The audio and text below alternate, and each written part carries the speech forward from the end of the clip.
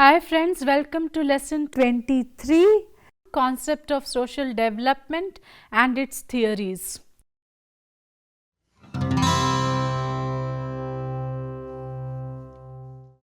Development has multiple dimensions and indicators.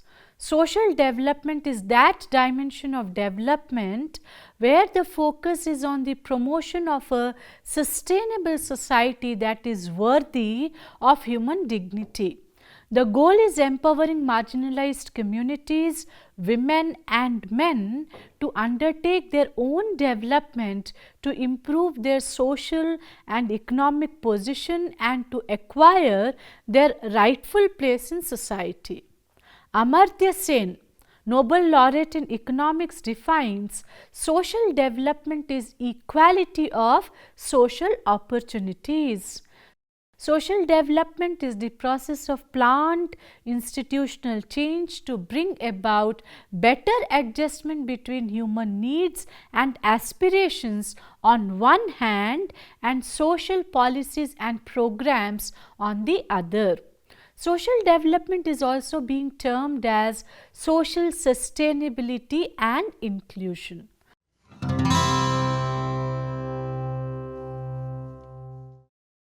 The significant objectives of this lesson are: after completion of this lesson, you will be able to understand the concept and features of social development. You will be able to comprehend theories of development.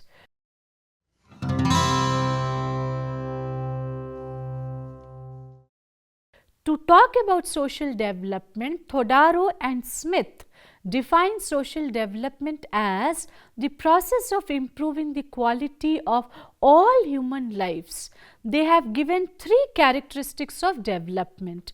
Firstly, raising people's living levels, that is income and consumption, levels of food, medical services, education through relevant growth processes.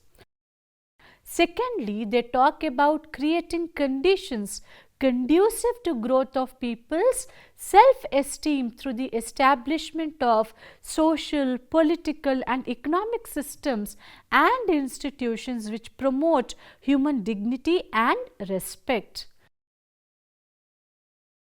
Thirdly, they talk about increasing people's freedom to choose by enlarging the range of their choice variables, for example, varieties of goods and services.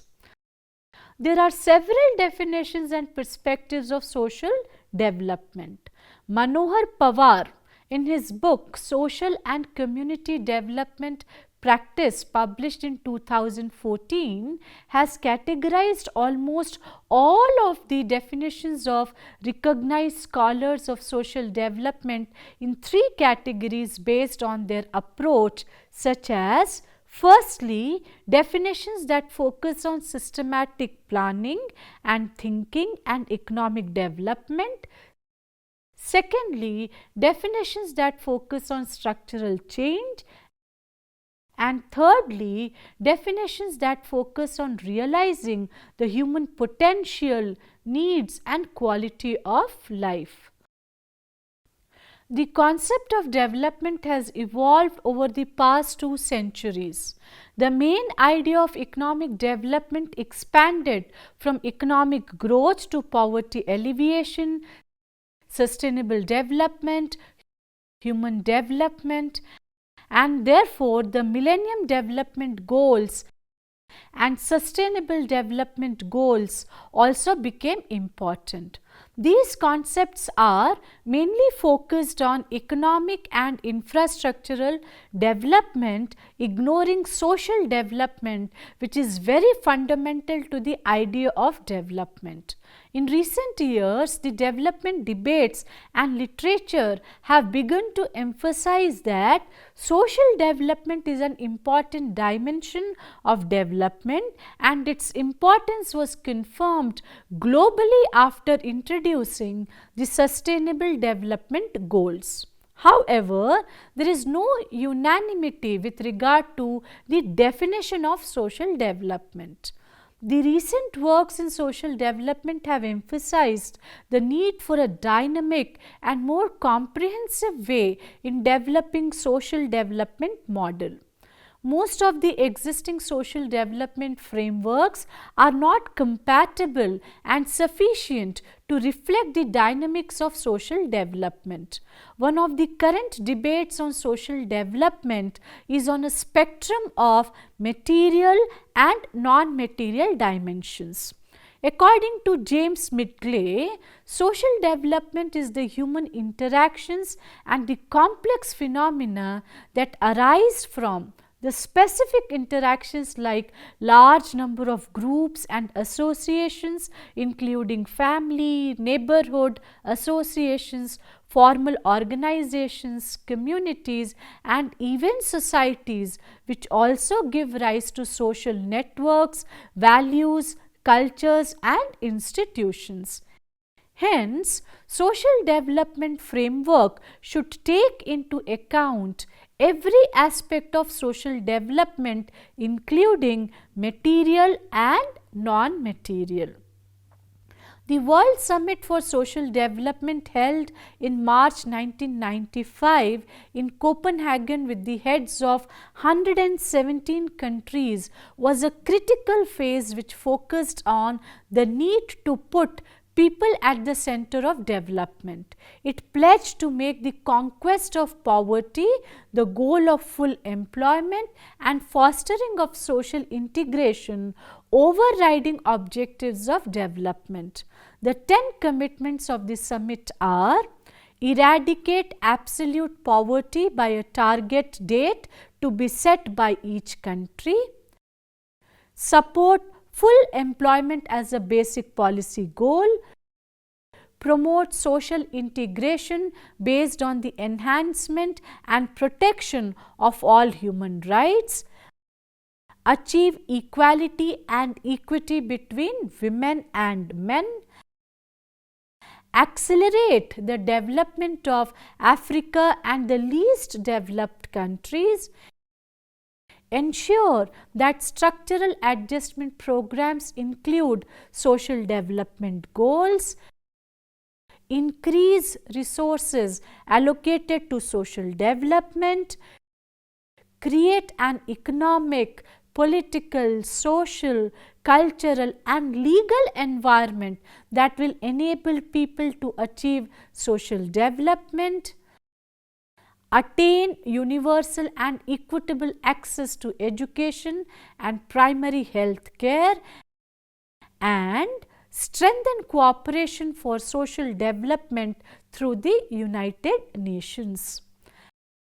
Another significant milestone with regard to social development was Millennium Declaration in Geneva in June-July 2000.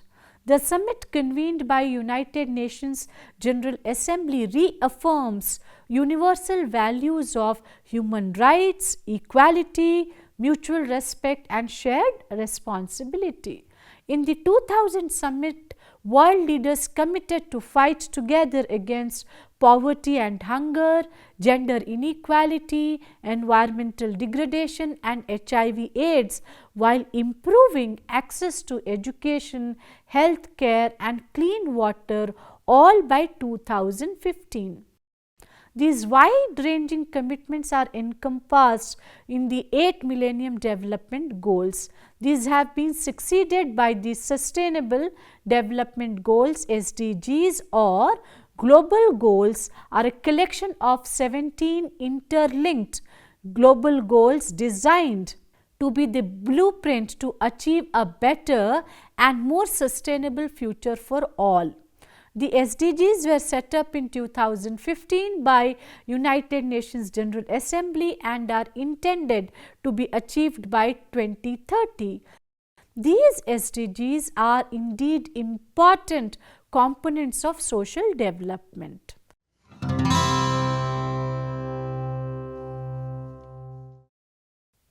Let us now try to understand the features of social development. The significant features are: promotion of social growth and betterment of human conditions with focus on dignity, equality, respect, mutual responsibility and cooperation. Economic development should become a means to achieve human development by fulfilling the basic needs of the individuals, and thus ultimate goal should be people-centric development. For maximizing development, economic and social policies should supplement each other. Sustainable development can be achieved only by ensuring social and distributive justice, attaining equity and equality for all by confirming access, opportunity and quality of life to all. Another feature is capability enhancement to be the center stage of development to facilitate social empowerment. Access to resources and ensuring rights of all the citizens, along with equitable distribution of societal resources like property, prestige, greater and better access to institutions like education, health, food security, greater enjoyment of freedom and dignity of the people. Another feature of social development ensures efficient stratification system and greater opportunity for social mobility. Today, the social development plans in India includes poverty alleviation, ensuring food security, expansion of education and health facilities, ending child labor and ensuring child rights, ending untouchability and bringing social equality at all platforms, fight against gender discrimination, protection and promotion of minorities, mainstreaming the excluded through inclusive development, population control through family planning, and increasing the nutritional standards among the people. Ecological protection and sustainable development is also an important component. When there is spread of education, there will be a greater awareness among the people. This will enhance their participation in the process of development. Community participation helps in fighting against poverty, inequality and marginalization. This also helps in ensuring human rights for all citizens, which is a significant element of social development. A committed government will make reduction of poverty, unemployment, inequality and social exclusion the priority areas of its development agenda and will gear efforts to achieve them in full length. When these social problems are addressed by the political will of the government and community participation, social development will definitely become a reality. The transformations in the attitude of the people and their practices, along with the change in the cultural values and traditions, will bring changes in the social institutions and promote social development.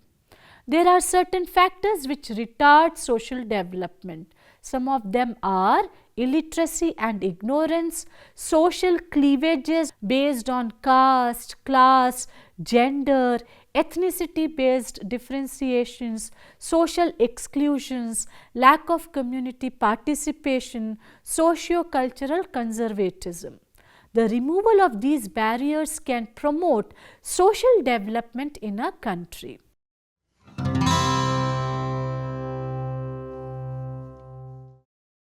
Friends, let us now discuss some of the significant theories of development.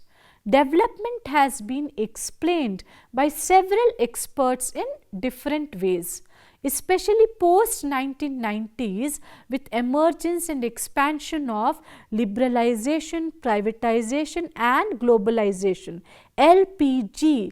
The facets of development and causes of underdevelopment have received global explanations with entire world as a system.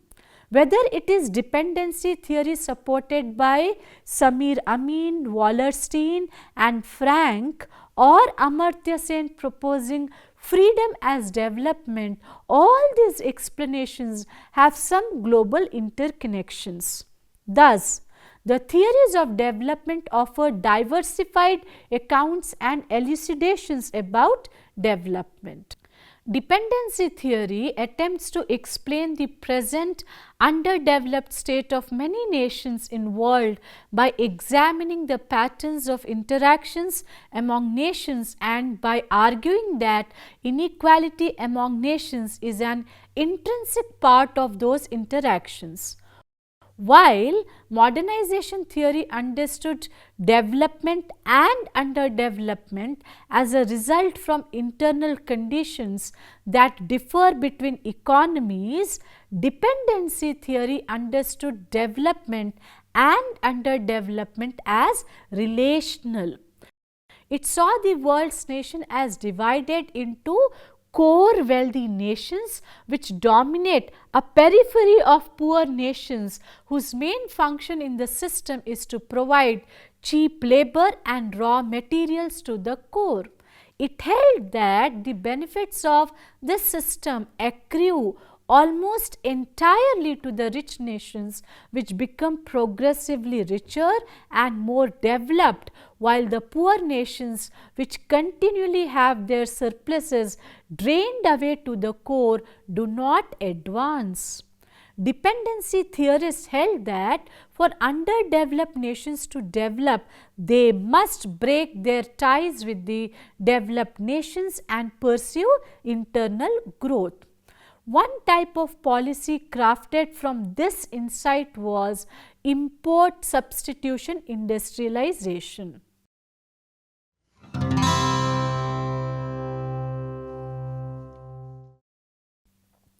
Let us now further explore about dependency theory.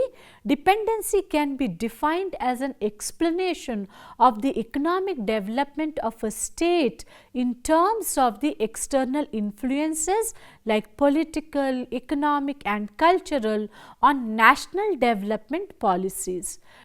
Dependency theory asserts that most Latin American countries have obtained formal political independence during the 19th century, but have remained economically subordinate to external powers ever since.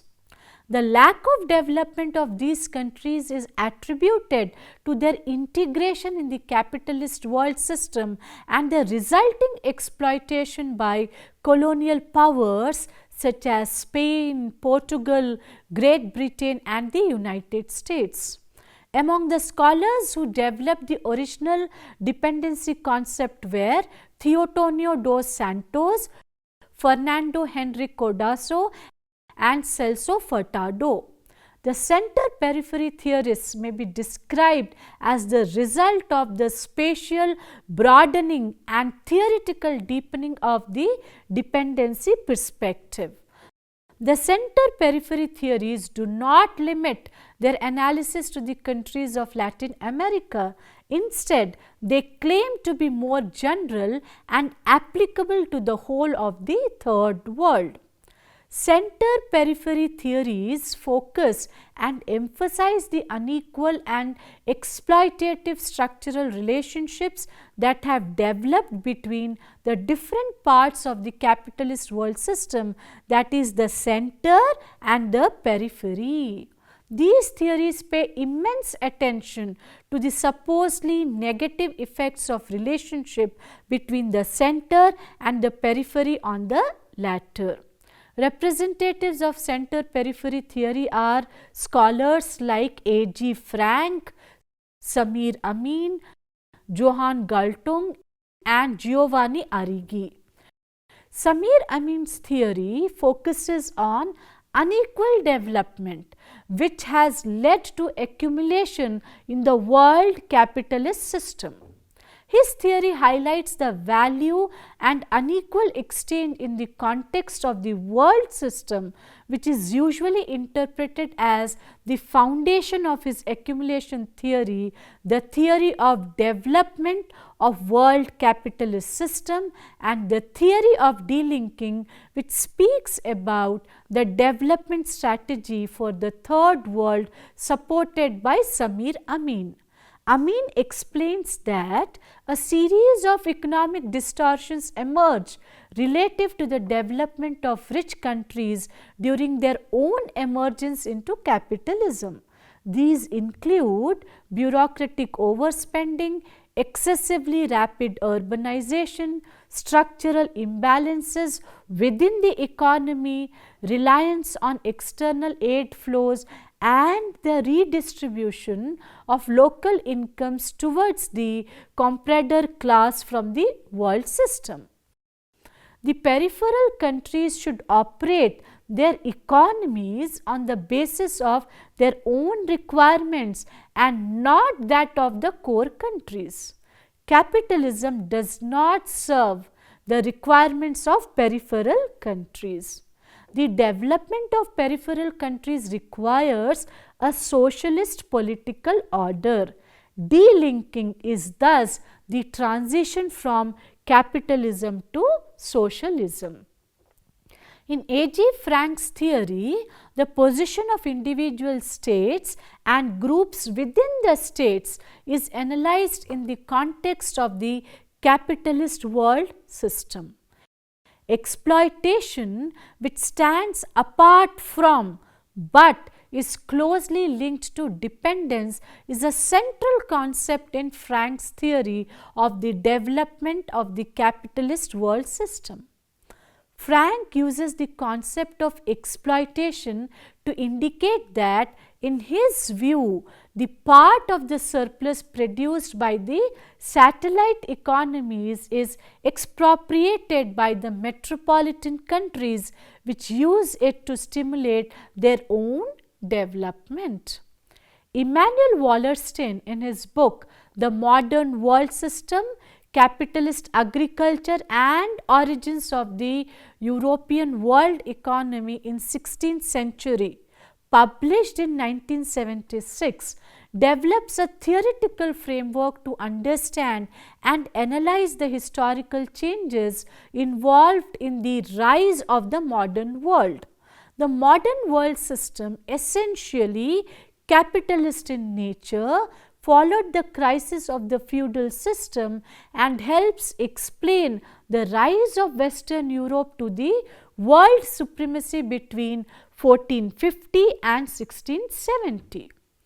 According to Wallerstein, his theory presents a comprehensive understanding of the external and internal manifestations of the modernization process during this period and makes analytical comparisons between the different parts of the world. World system analysis is another significant variant of the dependency theory, which is inextricably linked with the work of Emanuel Wallerstein. Wallerstein's work focuses on what he has termed the modern world system. His analysis is basically analytical and historical. He tries to determine the causes of the rise of the capitalist world economy during the 16th century and of its subsequent spread across the world. His analysis of the world system is not in terms of two categories, center and periphery. Instead, Wallerstein distinguishes three parts, adding the so-called semi-periphery to the other two categories of core and periphery. It has been embraced by development theorists and practitioners owing to its emphasis on development and unequal opportunities across the nations. In fact, his theory emphasizes so much of interdependence of nations that it makes the world system theory both a political and an intellectual endeavor. Apart from these theories, Gandhian theory of development also offers interesting explanation. Gandhiji was deeply influenced by Ruskin's book Unto This Last, and many thinkers on Gandhiji have opined that Ruskin was the father of Gandhian economic thought. Gandhiji summarized the teachings of Unto This Last under three basic truths. Firstly, the good of the individual is contained in the good of all. Thus, Gandhiji gave the concept of Sarvodaya. Secondly, each person has the right to earn livelihood from his work, and there is dignity of labor, which means that there is nothing called high and low labor. Thirdly, the life of the tiller of the soil and the handicraftsman is the life worth living, which implies village industries and Swadeshi. Gandhiji was also inspired by the thought of American activist and writer Henry David Thoreau and above all the Russian writer Leo Tolstoy. Gandhiji focused on non-violence, simplicity of needs, and the focus was on the means and techniques used to achieve the ends, the fundamental requirement for a sharing of wealth among all people and a commitment to the greatest possible autonomy of action and focus on grassroots self-organization of decentralized and democratic communities. Gandhian economic and development goals are not materialistic or individualistic but ethico, spiritual and community oriented. It is clear that this approach is thoroughly consistent with Gandhiji's vision of a new humanity. Gandhiji rejected that economism which believed in the creation of a paradise of material plenty in raising the standard of living understood as maximizing consumption and optimizing the pattern of production. According to Gandhiji, Sarvodaya implied well-being of all and the term to describe social and economic justice. His understanding of path to Sarvodaya was through a village economy which maximized the powers of the traditional Indian handicrafts and only employed modern machines that allowed for a production by the masses rather than mass production. Gandhiji strongly proposed that the method of production must be based as much as possible on locally available resources. Although this is an extremely important economic principle, it was almost consistently ignored or neglected over the entire period of Indian planning. Gandhiji's idea of development has given tremendous significance to community orientation with emphasis on village community. Gandhiji characterized the ideal society of his dream, Gram Swaraj. Gandhiji advocated a new method that would substitute both capitalist and socialist form of ownership, which he calls as trusteeship. A group of economists, after discussing with his ideas on trusteeship as a revolutionary method of ownership and management, Gandhian model emphasized the rapid development of agriculture and small industries. Village and small industries were emphasized from the point of view of production as well as employment.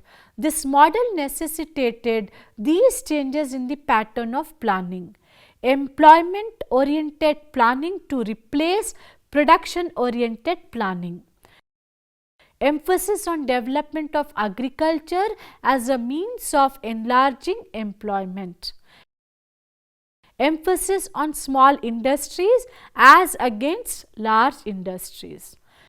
There is need to incorporate the principles of Gandhian development in the contemporary planning process for sustainable and overall development.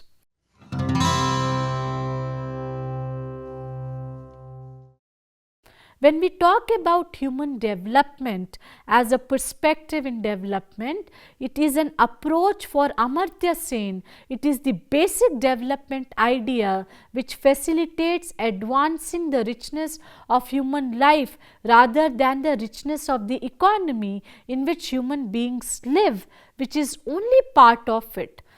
This is the basic focus of human development approach. It was pioneered by Mahbub ul Haq and the first report came out in 1990. Amartya Sen pioneered the capabilities approach, that is to explain development, and philosopher Martha Nussbaum and a growing number of other scholars across the humanities and social sciences have significantly developed the capabilities approach. The capability approach signifies that freedom to achieve well-being is a matter of what people are able to do and to be, and thus the kind of life they are effectively able to lead.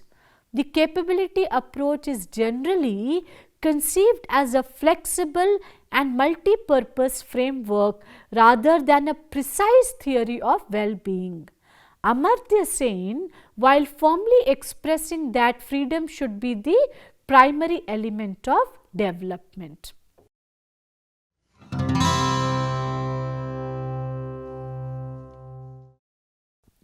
Another theory of development is modernization theory. Modernization theory collaborated development with modernity. For a country or area to be seen as a modern, it has to show an advancement in science and technology, has to be industrially developed, and has to move away from the traditional values which prioritize collectivism to individualism, and from hierarchy based on ascription, that is based on birth in a particular class or caste, to one based on merit, and from particularism to universalism. Modernization theory, popular in 1950s and 1960s, holds that all societies progress through similar steps or stages of development. Proponents of this theory hold that sometime in the past, today's developed areas were in a situation that is similar to that faced by today's underdeveloped areas. According to W. Rostow, gave this theory in 1960, there are 5 steps in evolutionary ladder of modernization. The first step can be seen as traditional society characterized by poverty, primary production and traditional values.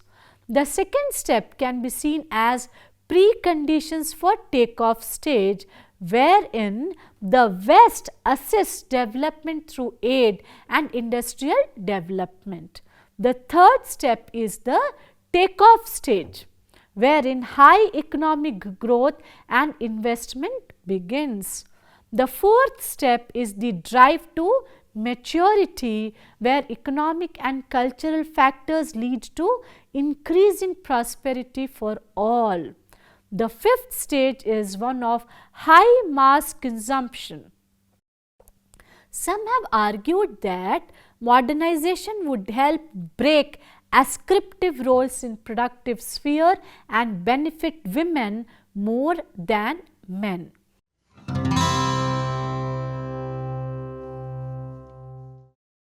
Dear friends, let us now summarize this lesson.